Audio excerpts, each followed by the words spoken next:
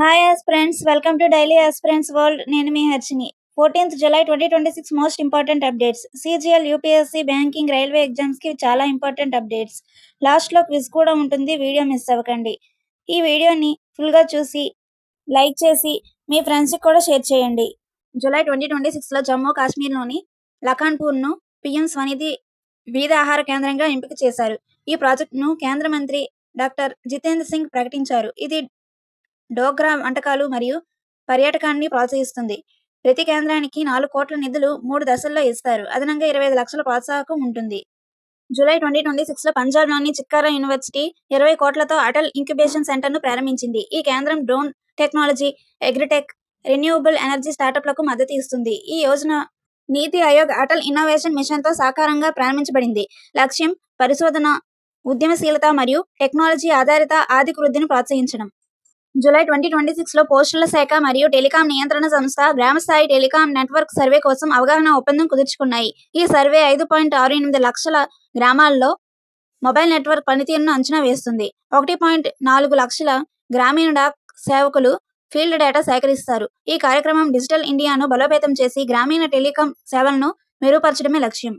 July 2026లో digital Bharat Nidhi, Gujarat fiber grid network limited మరియు Bharat Sanchar Nigam limited 5,629 కోట్ల భారత్ నెట్ గ్రామీణ బ్రాడ్బ్యాండ్ ప్రాజెక్టు కోసం ఒప్పందం కుదుర్చుకున్నాయి. ఈ ప్రాజెక్టు గుజరాత్లో 14,287 గ్రామ పంచాయతీలకు హై స్పీడ్ ఇంటర్నెట్ అందిస్తుంది. 5 లక్షల గ్రామీణ గృహాలకు ఫైబర్ కనెక్షన్లు ఇవ్వబడతాయి. 3,895 గ్రామాలకు డిమాండ్ ఆధారంగా విస్తరించబడుతుంది. జూలై 2026లో ప్రపంచ మేధో సంపత్తి సంస్థ విప్రో మరియు లూయిస్ బిజినెస్ స్కూల్ ప్రపంచ అమూర్త పెట్టుబడి రిపోర్ట్ 2026ను విడుదల చేశాయి. భారత్ 78.2 బిలియన్ ఆమూర్త పెట్టుబడితో 7.9% వృద్ధిని సాధించి ప్రపంచంలో అత్యంత వేగంగా పెరుగుతున్న ఆర్థిక వ్యవస్థగా ప్రతిష్ట పొందింది.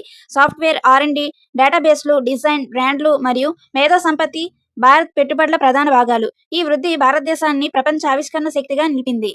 జూలై 2026లో రిలయన్స్ ఫౌండేషన్ స్థాపకురాలు Nita Ambani Fortune India most powerful ఉమెన్గా గౌరవాన్ని ముంబైలో స్వీకరించారు. ఆమె భారతదేశంలో సంస్థల నిర్మాణం మరియు సమగ్ర అభివృద్ధికి నేతృత్వం వహించినందుకు ఈ గౌరవం లభించింది. ఈ కార్యక్రమంలో ఫార్చ్యూన్ ఇండియా MPW 2026 జాబితా విడుదల చేయబడింది.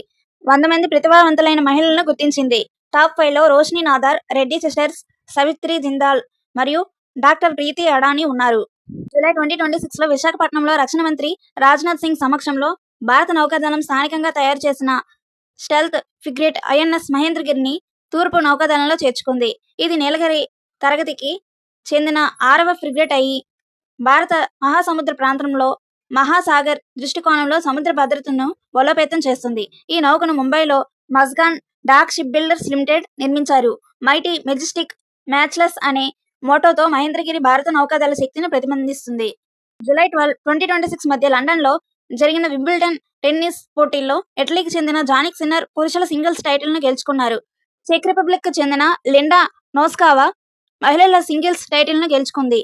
క్విజ్. ఈ క్వశ్చన్స్కి ఆన్సర్స్ని కమెంట్స్లో చెప్పండి. 15th July 2026 most important updates కోసం ఇప్పుడే మన ఛానల్ని లైక్ చేయండి, షేర్ చేయండి, సబ్స్క్రైబ్ చేయండి.